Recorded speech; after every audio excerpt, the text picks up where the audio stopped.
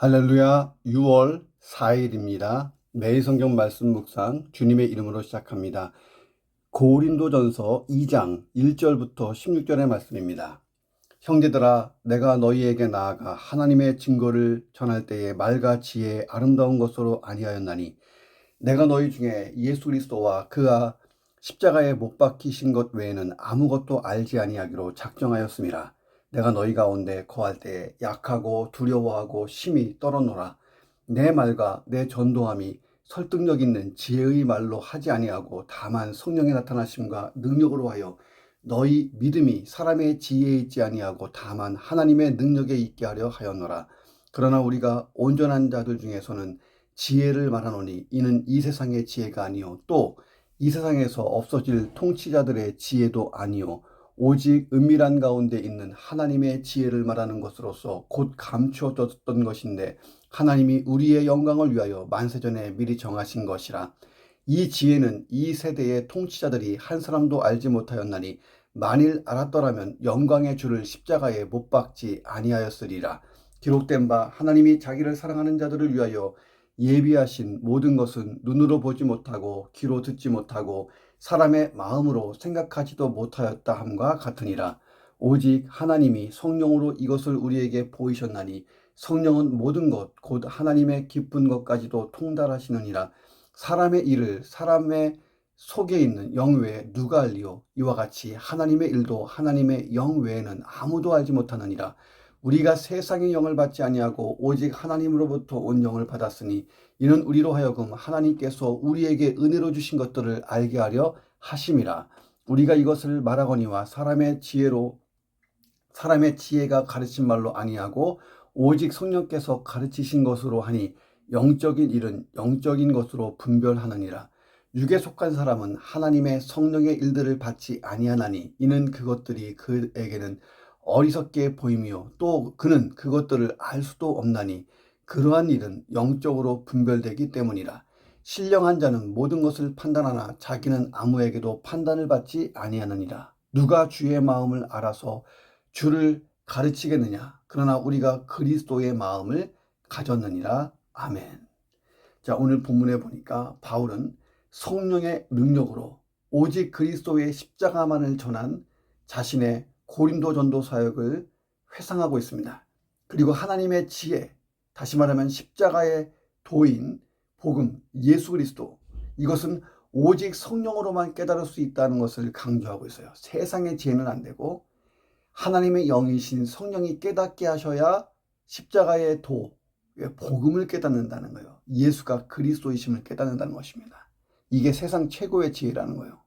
자, 이 본문을 묵상합니다. 첫 번째, 복음의 열매는 성령의 나타나심과 성령의 능력으로만 얻어진다는 거예요.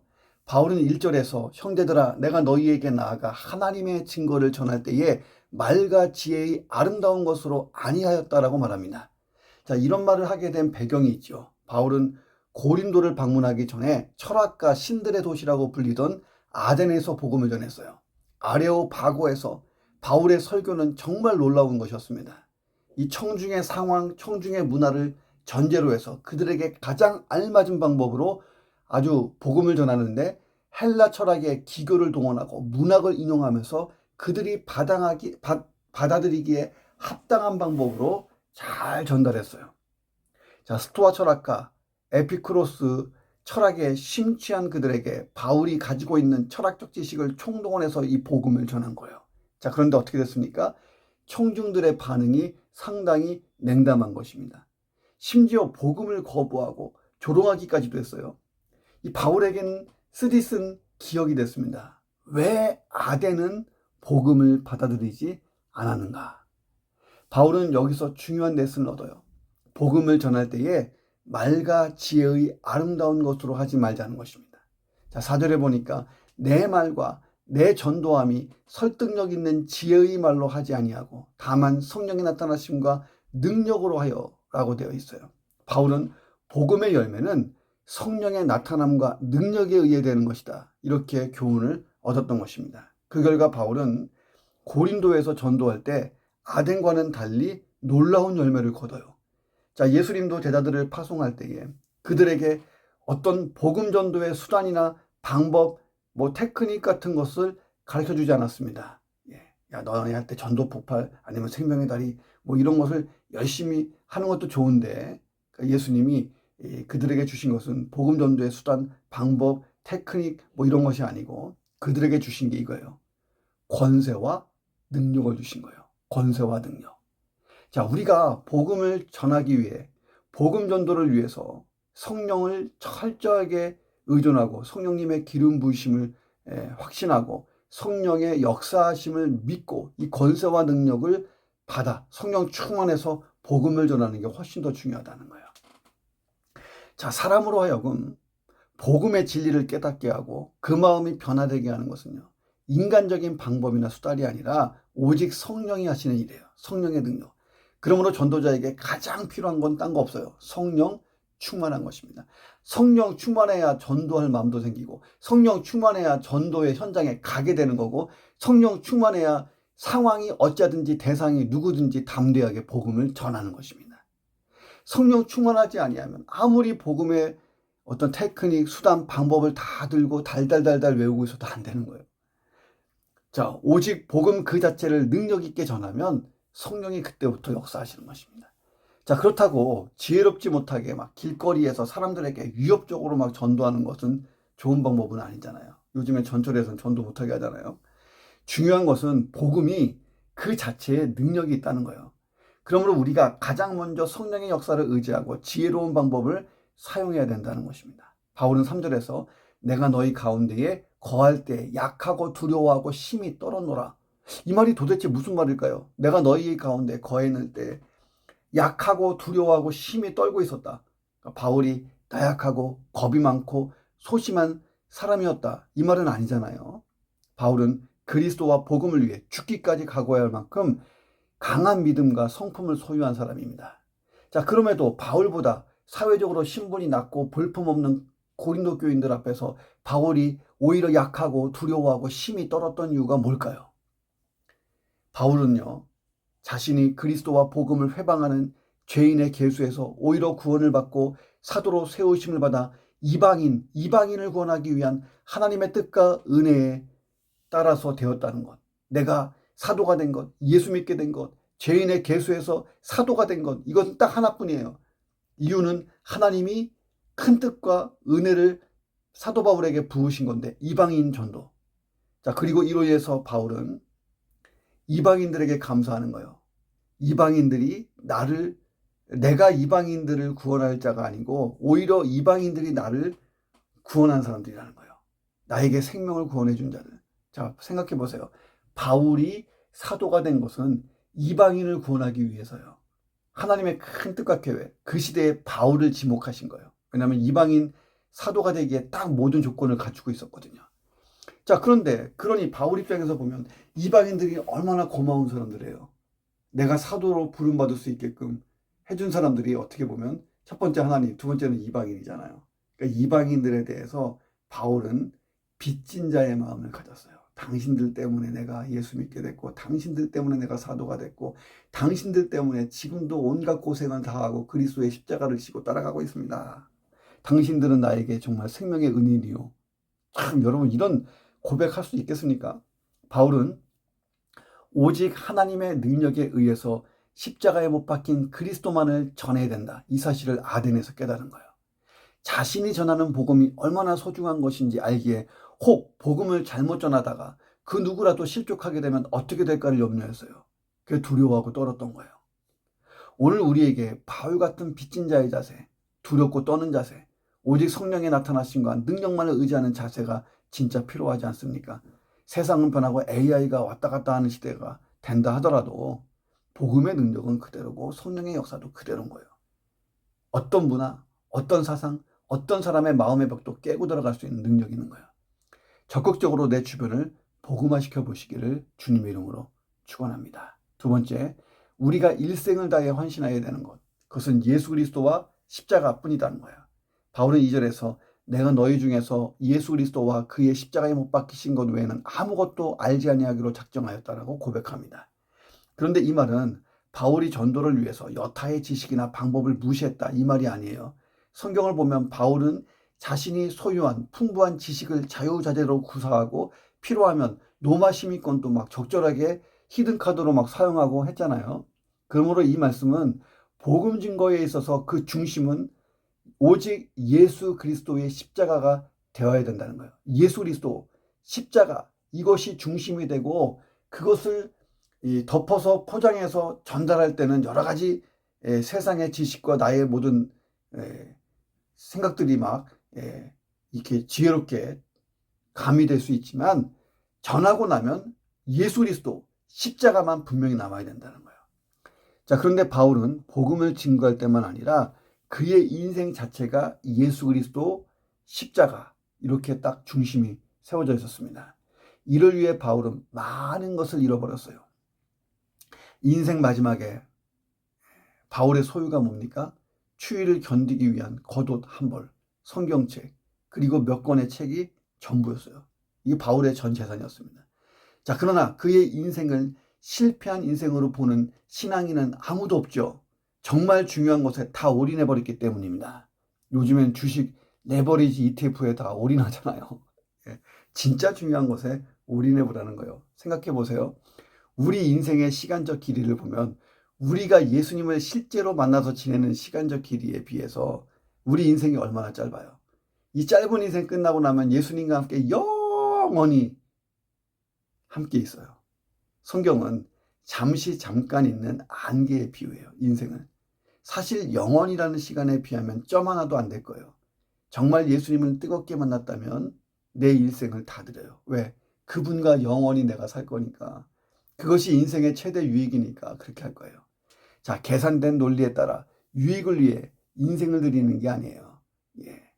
뭔가 천국 가서 받을 것을 생각해서 하는 것이 아니에요.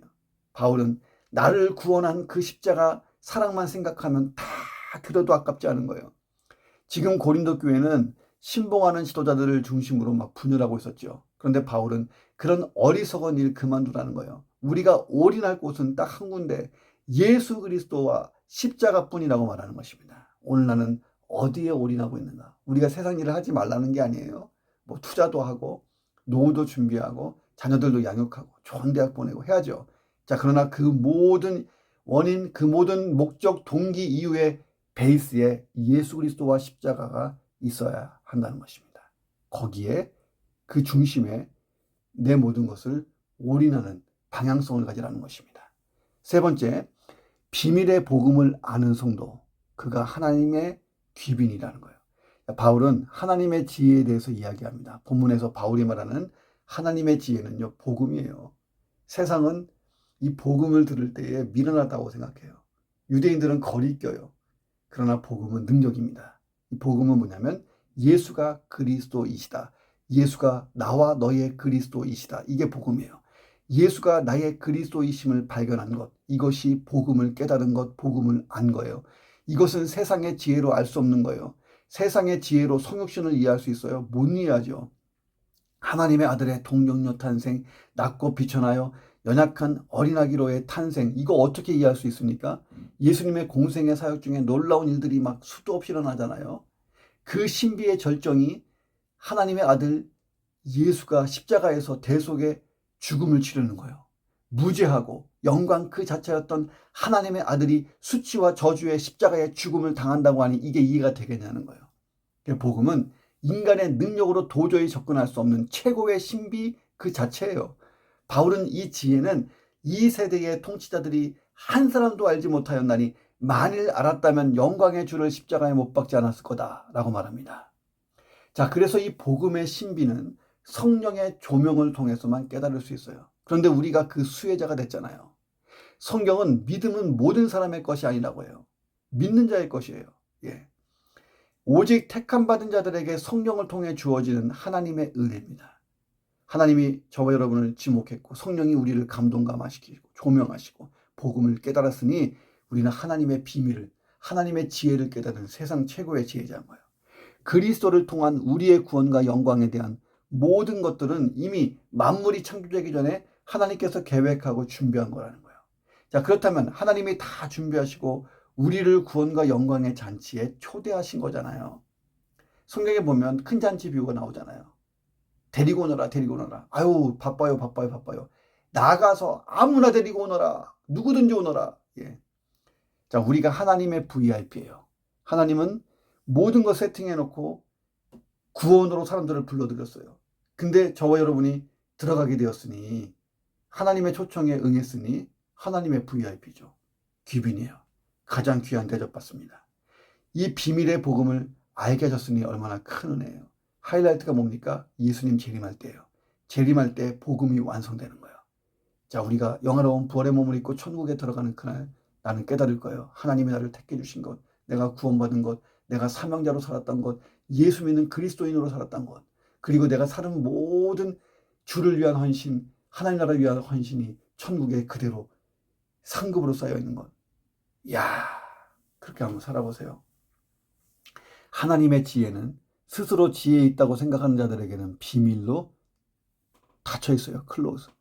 겸손하게 자신을 낮추는 자들에게는 비밀의 베일이 벗겨지고 은혜로 다가옵니다. 오픈되는 거예요. 예수님을 맹렬히 공격했던 바리새인과 서기관들 보세요. 그들의 마음이 얼마나 높았습니까? 토라를 읽으면서 300개가 넘는 율법의 조항을 모두 지키면서 신앙의 우월감에 빠져 있었잖아요. 대부분의 유대인들이 하나님의 구속 계획을 전혀 알지 못했어요. 왜? 교만해서. 자, 오늘 우리가 지향해야 될 모습은 겸손이에요. 자, 비밀의 복음을 더 깊이 알아가는 거예요. 내가 구원받은 사실에 감격 속에 빠져 사는 거예요. 하나님의 구속 역사의 흐름을 깨닫는 거예요. 자, 그리고 다시 오실 주님을 기대하고 살아가는 것입니다. 그리고 하나님의 VIP답게 살아가는 거예요. 더 나아가서 하나님이 우리를 비밀의 복음을 주는 영광 속에 초청하신 것처럼 우리도 누군가를 하나님의 그 영광의 잔치에 귀빈으로 초청하는데 힘쓰는 것이죠. 자, 하나님이 주신 초청장, 복음, 예수 그리스도 들고 나가서 초청장 오늘도 전달해 보시기를 주의 이름으로 축원합니다. 마지막 네 번째, 성령 충만. 성령 충만을 잃지 않는 것. 이게 가장 잘하는 신앙생활이에요. 10절에서 바울은 말합니다. 하나님의 지혜에 접근하는 방법에 대해서 말하는 거예요. 오직 하나님이 성령으로 이것을 우리에게 보이셨다. 성령은 모든 것, 곧 하나님의 깊은 것도 통달하시는 분이다. 성령님을 통해서만 하나님의 지혜에 접근할 수 있다는 거예요. 속담에 이런 일 있죠. 이런 말 있죠. 10길 물속은 알아도 한 길 사람 속은 모른다.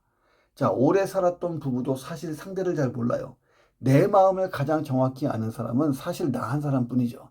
자, 그래서 바울은 사람의 일을 사람 속에 있는 영 외에 누가 알겠냐. 내 영혼만 나를 잘 아는 거예요. 그러니까 모든 인간은 고독한 거예요. 나밖에 나를 잘 몰라. 예. 어떨 때는 나도 나를 잘 몰라. 예. 그러니 피조된 인간이 창조주 하나님을 어떻게 알겠어요? 인간이 인간도 모르는데, 아니 내 옆에 있는 배우자도 잘 모르는데. 자, 그래서 바울은 이와 같이 하나님의 일도 하나님의 영, 성령 외에는 아무도 알지 못한다. 성령님만 하나님을 속속들이 알고 있다는 거예요.